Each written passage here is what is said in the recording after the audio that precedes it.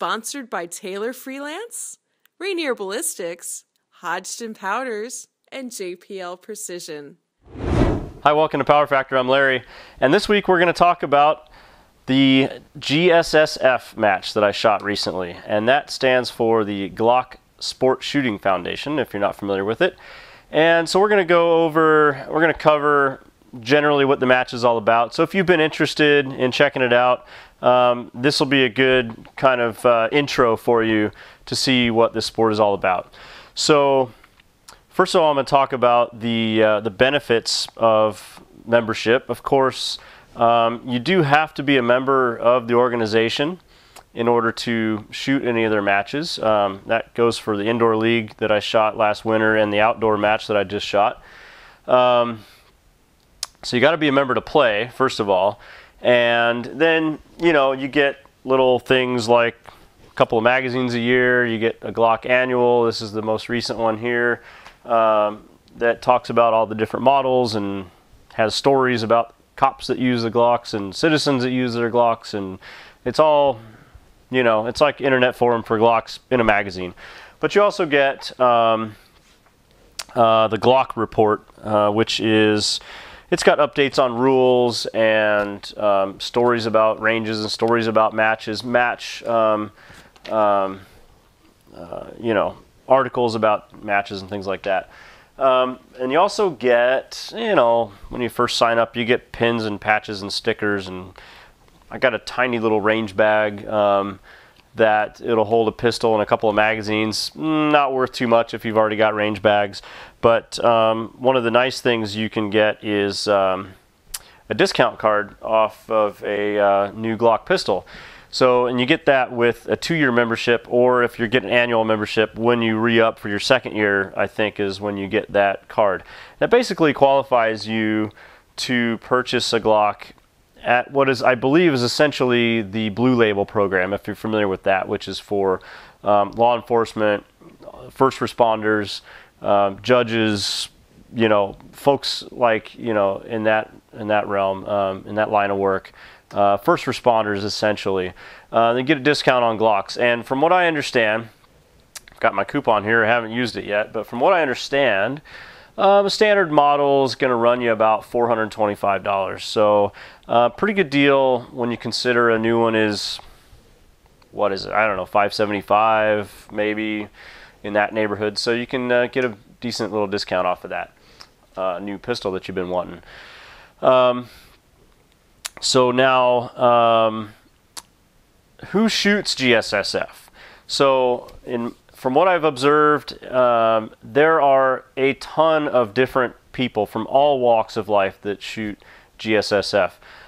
You got guys out there that this is what they do. This is their sport. This is, you know, they probably go plink at the range and practice their accuracy at a square range. But when it comes to competing, for some people, this is all they do. This is what they do. And they might be the type of guy that does a couple matches a year. They might be a type of guy that does half a dozen of matches a year, maybe more. But there's some travel involved if you're wanting to do more than a few matches, because they only hold about 50 some odd matches per year across the U.S. So they're kind of few and far between. It's not like a IDPA match where you've got different clubs in your area. You could find one every weekend, and USPSA, same thing. You could just about find one every weekend. These are kind of few and far between. But there are guys, back to the people that shoot GSSF, there are guys that this is pretty much their only competitive outlet. And when they come out, because these matches are so few and far between, they come out with tons of different guns, and they shoot multiple divisions at that one match. So that's one type of guy you see out there, or gal, of course.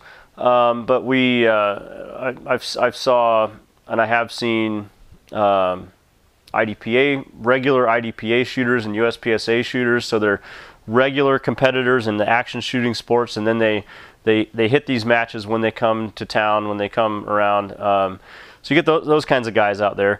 But then you've also got the families showing up to these things that, you know, maybe they don't even maybe they don't even shoot more than a couple times a year, but when this match comes around, they come out as a family, and I saw lots of father, son, mother, daughter, grandparents, you know, coming out there as a family to come enjoy a weekend shooting competitively, and you know, they get to compare their scores against each other and against everybody else, and so lots of different types of people, even a more wide range. You know, we say all walks of life for USPSA, IDPA, and sure, you've got garbage collectors and doctors and engineers and administrators, and anybody from any background could come and play the sport. But this is even more wide open to anybody playing, and that's really because of the way the courses of fire are laid out. And we'll get into that later, but it's a lot simpler sport to play. Well, I mean, I'll just go ahead and talk about it now. I mean, there's no movement involved. All the shooting is done from one location, so there's no shooting on the move. There's no reloading on the clock, and there's no drawing from a holster. So right there, they've made it a lot easier for more people to come and play. It's a lot less intimidating for the first-time competitor. It's a sport that, as I was saying earlier, it's easy to play for those reasons, but it's also tough to master because, like I said, you got that guy that might be there. This is his sport. This is the one sport he shoots, and maybe he practices for this all year long and wait for this match to come around. And when it comes around, he's very serious and tough to beat. I mean, easy to play, tough to master, is what they say. And just like in USPSA, or even IDPA, you could have the guy, and Steel Challenge as well, you could have whoever wins the match puts up the best score. But there is no perfect score. It's just, this is the best we did today, and maybe in the future someone will do better. At one point, 10 seconds was a good run on El Presidente, and now guys are, we got it down to 7 and then 5, and now, guys are getting it down into the 3-second range. So, and then is somebody going to go 2.5? There's always, in these sports, there's always a way that someone can do better. So it's very tough to master this sport because of that. There is no ultimate ceiling of performance. There's no perfect score. Like some other sports. So those are the types of people that I see out there shooting GSSF. Now I'm going to cover the divisions of the sport, and I got to admit, as a first-timer, it is a bit confusing. I'm gonna read you the divisions here, and they're essentially based on the types of Glock pistols. I knew that kind of going in before I got my rule book here, my Glock report. With the rules, it's essentially based on the models of the Glock pistols. The subcompacts, for example, I knew they had their own division, but let me just tell you what the divisions are. They are amateur civilian, amateur guardian, amateur or master subcompact, amateur or master heavy metal, amateur or master competition, amateur or master major subcompact, amateur and master stock, and then amateur or master pocket Glock, and then there's I don't even see it here, but there's an amateur and master unlimited. So, and maybe I didn't even hit them all. That's why, like I say, it's a little bit confusing, but the best way to get some clarity on that one issue of what divisions there are to shoot, I recommend you open up the registration form, and it says right there, here's all the different divisions. Check mark if you want to shoot this division, or check mark which gun you're going to shoot in this division, and that really helps out tremendously with figuring out what all that means. From somebody with a heavy USPSA background, and I very first picked this up, and it's very confusing, I gotta say. I mean, there's amateur, so there's amateurs and there's masters. Amateurs are defined as, well, Well, let's start with master. Masters are defined as anyone who is a master of some other sport. USPSA, an IDPA, essentially there's others as well. And then masters are also those people who have won their division at least 3 times. Once you've won 3 times as an amateur in GSSF, now you're a master in GSSF. So, and then if you're not a master, then obviously you are then you're an amateur. So we've got the amateur version, and you've got the master version of all these different divisions. But they've got the civilian division and the stock division and the competition division, and you can kind of start seeing where the lines are getting blurred, because you could shoot the Glock 17 in any one of those. So, for example, so that's how the divisions shake out. The stages. Let me talk about the stages. The stages are the same every time, with a few exceptions. There's a couple of setup alternatives depending on what the range equipment available is and depending on what the weather conditions are. But really there's 3 basic stages. We're going to go over those, and I've got some video of my stages as well. In terms of divisions, going back to that, I shot 2 guns. I shot my Glock 19, which is the first gun I ever bought. A very, very early Gen 3 gun that I shot in the amateur civilian division. And that's a gun I don't shoot very much at all anymore. It's got, you know, kind of crappy night sights on it. There's the front sight's way too wide for the notch. I mean, it fills the entire rear notch. There's no light bars that we're used to in competition shooting. So I didn't do so well with that pistol.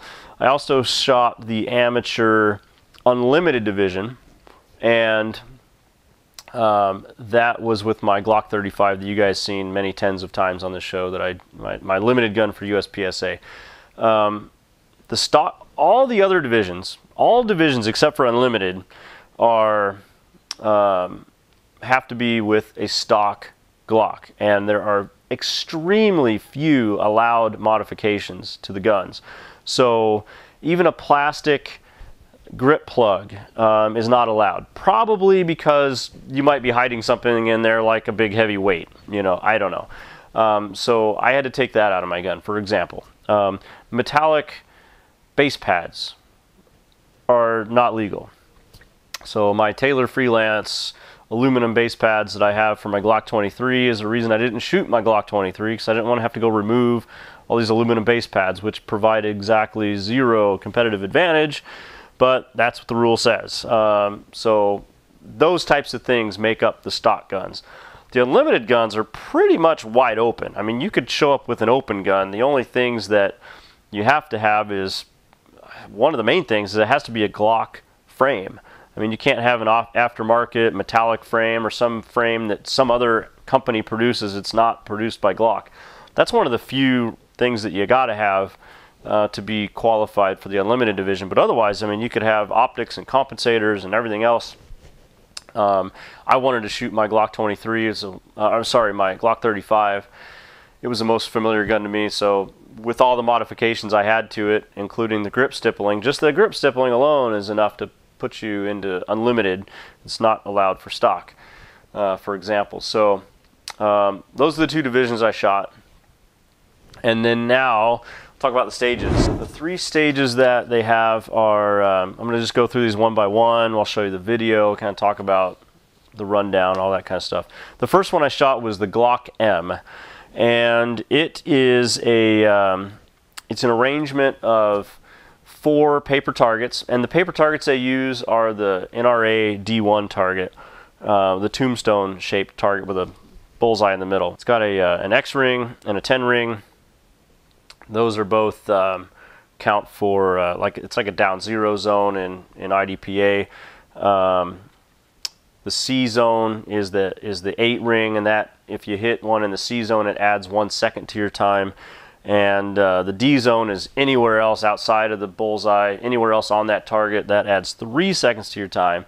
Misses add 10 seconds to your time. So this is all time plus scoring. So You shoot the course, they write down the raw time, they go and score the targets. Anything outside of the A or B zone, and that's anything outside the 10 ring, adds time to your score.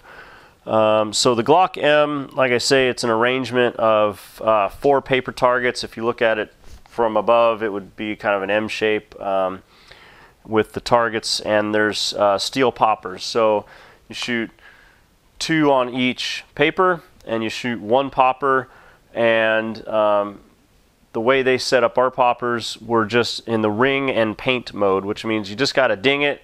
It doesn't have to fall over. So when you see my video and the poppers are not falling down, that's why. They're not designed to fall down. They just wanted us to see you hit it, and you had to hit each of them 1 time. So there's 3 runs. You shoot 2 on each paper, 1 popper. Do it again. 2 on each paper, the next popper. 2 on each paper, the 3rd popper. And you're done. You're done for the stage. So I'll go ahead and show you that video now. Are you ready? Stand by.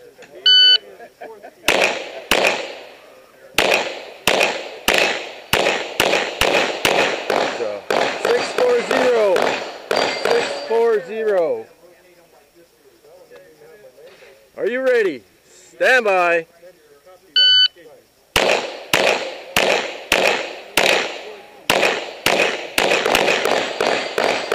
579. Clear. Okay. Bag. Okay, so on the video there, I forgot, but yeah, there's only 2 runs because I forgot to turn the camera on for the first run. So my times on that were 5.6, 6.4, 5.79, and I shot okay. I put 4 rounds into the C zone, 1 into the D zone, so I added some time to my my overall there. But that's what the Glock M looks like anyway. Shot with my Glock 35. Like I said, I'm not even gonna. You don't want to see my Glock 19 run. It looks exactly the same. This is the better one anyway, so that's what I'm going to show you. So let's see. So the next one we shot is called 5 to Glock, and there are 5 targets at varying distances. There's oh man, I don't have the course fire in front of me. I just got my score sheets here, but the targets vary from, I think it's 25 yards at the furthest up to about 5 yards at the closest, and the closest one's in the middle, and then they stagger like to 7 yards, 10 yards, 15 yards, 25 yards, something like that. This again is 3 separate runs on 5 to Glock. We'll show you that. Are you ready? Stand by.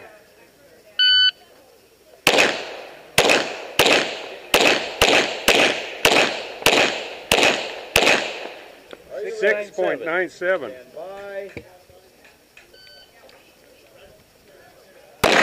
Is that one quick? Are you ready? Stand by.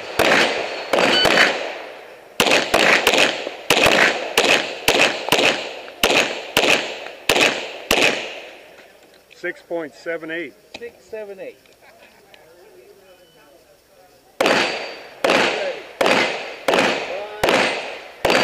Are you ready? Stand by.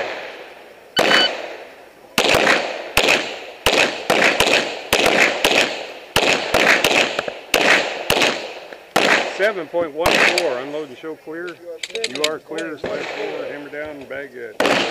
That was my 3 runs with my Glock 35 in the unlimited division, amateur unlimited division on 5 to Glock. So you see I was shooting pretty deliberately there, and that's because the previous run with my Glock 19 I wasn't shooting quite so accurately, and so I wanted to make sure I was getting these hits, because this really is an accuracy based sport. Your score is all about time, but you know, just like IDPA, it's accuracy intensive. If you're putting shots outside of that desired, you know, down 0 zone, in this case the A and the B zone, it really adds a lot of time, and so it's worth taking that extra split second to make sure you get a good trigger press and a good sight picture. So I was being very deliberate on those shots, and it worked out pretty good for me. Out of you know, what do we have here? 10 rounds. So out of 30 shots, I've got 3 in the C zone, 2 in the D zone. So not horrible, you know. Could have been better, but for me, that's about on par. So now I'm going to take you through the last stage I shot. I saved the plates for last. This one's called Glock the Plates, and it's just simply a plate rack, 6-round plate rack. You run it 4 times.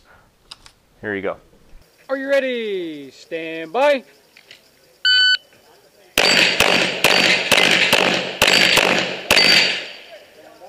Four, 2, 6. And 6. Are you ready? Stand by.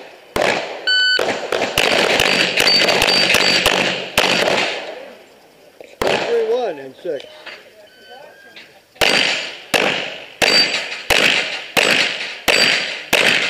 Are you ready? Stand by.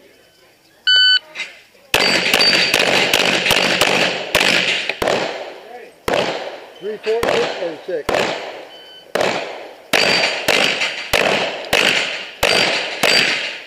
Are you ready?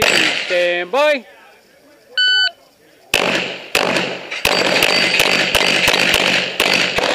You're finished unloading, so clear. 443. Clear, hammer down. Back. All right, so that was my run on Glock the Plates. And so as you see there, I mean, you either hit them or you don't. Your penalties are, if you leave plates standing, it's a 10-second. It adds 10 seconds, just like missing the paper targets. And so, you know, shot them all down, of course. 4.26, 3.31, 3.48. And then I was really trying to go for it on the last one and missed the first shot, so that added some time. That was my worst run at 4.43. So all pretty good on that plate rack. I'll take it anyway. So why do you want to do GSSF? Well, I mean, it's kind of fun. It's always fun to go out and shoot. For me, it's fun to go shoot something different with different people that I don't, you know, shoot with normally. You're also not really shooting with people. There's not like a squad that you'd be familiar with in USPSA. You just, when you're ready, you get registered, you're there, you get your stickers for your score sheets, and when you're ready to go shoot that stage, you just put a sticker on a score sheet, you hand it in, and you're in the stack. And essentially is how it works. And then when your turn comes up, then you're up. There is a benefit to getting there, to showing up early and getting your name on the list early, because every time they do kind of form a squad of like 4 people or something like that, and they've got a small stack of score sheets. And every time they're about to form a squad, they go from the top of the list down every time. So if you're the first guy there, but you didn't feel like shooting till noon, when you want to shoot, you're getting squatted next, other than the people who are already up and already squatted. So yeah, why do it? It's fun. Like I said, it's always fun to just go shoot. It's fun to shoot something different. For me, it's fun to kind of focus on accuracy rather than speed. But another cool thing is the prizes. So Glock is pretty famous for giving away guns. As you know, I did win a pistol on a random drawing on my indoor league, which I have picked up the pistol now, by the way. But, and I'm not going to show it to you because you know what? It looks like a Glock. You've seen them before.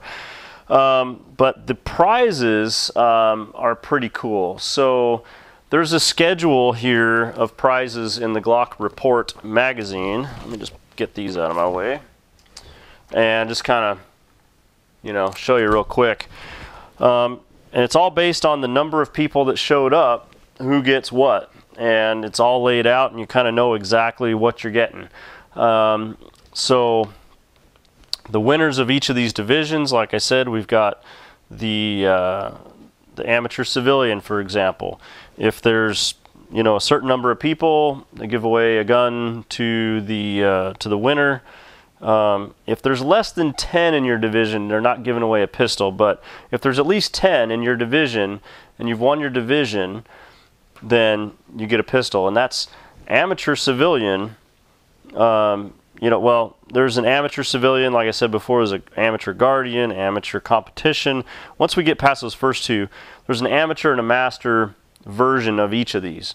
So the competition division pistols are the long slides, like the 35, the 34, the Glock 24, the 17L, but you're welcome to shoot your Glock 17 and your Glock 19 and just about anything else you want in the competition division. But that's, if you have a long slide, that's where it belongs, for example.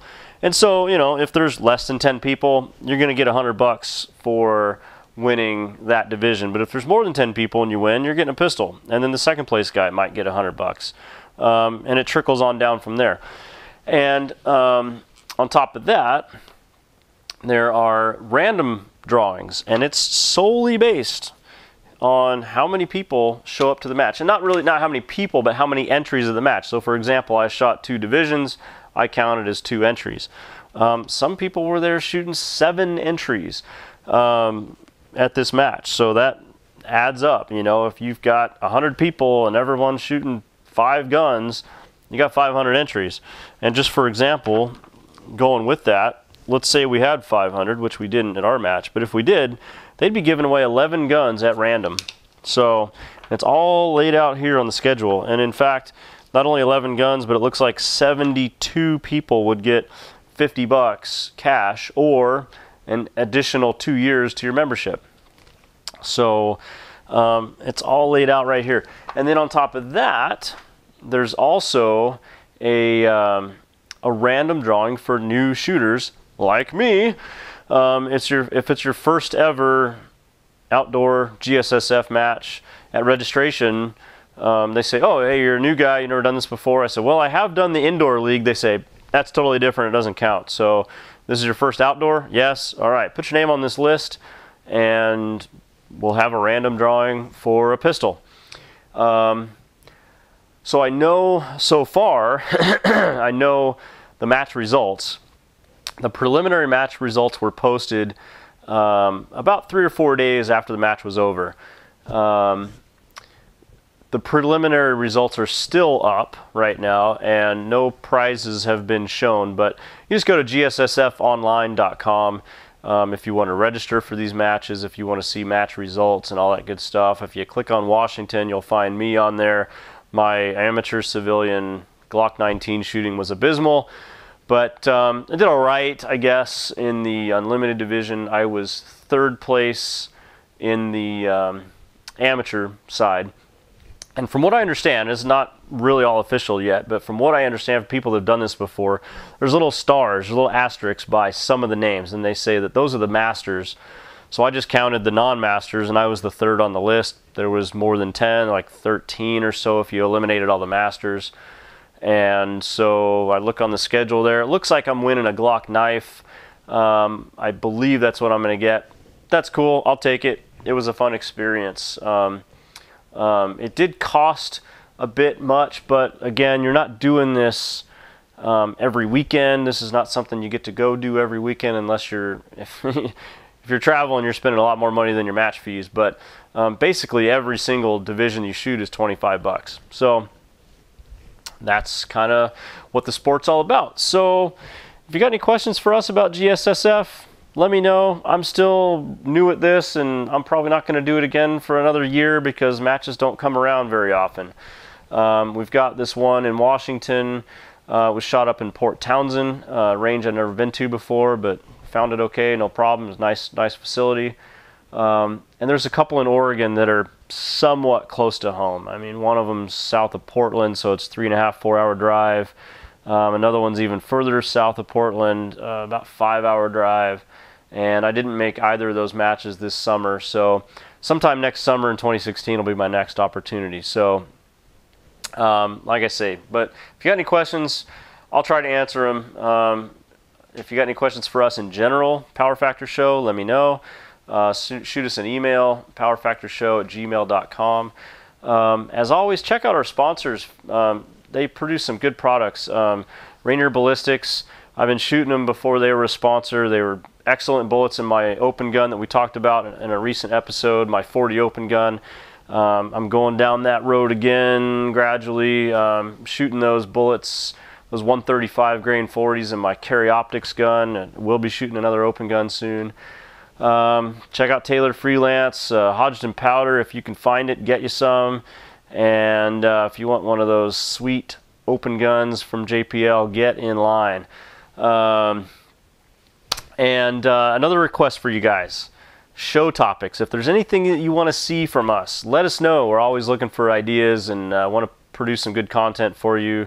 And we enjoy doing this. We know a lot of you guys enjoy watching us, so shoot us some show topic ideas. We're always willing to take some suggestions. Thanks a lot. See you next week.